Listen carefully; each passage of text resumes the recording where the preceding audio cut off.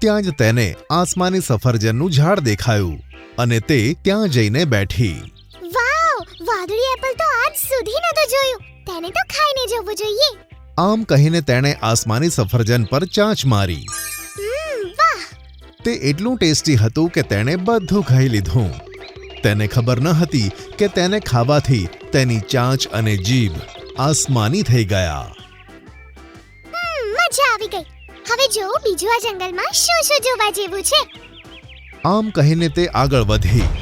ત્યાં જ તેને એક બાજ જોઈને કહે છે કે, અરે વાહ, આસમાની ચાંચવાળી ચકલી, આનું માંસ તો ખૂબ જ ટેસ્ટી હોય છે.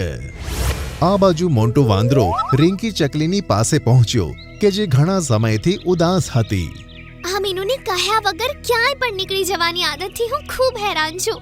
આખું જંગલ શોધી નાખ્યું. હવે ક્યાં શોધું આને? અરે રિંકી ચકલી, તારી દીકરી રહસ્યમય જંગલ તરફ ગઈ છે.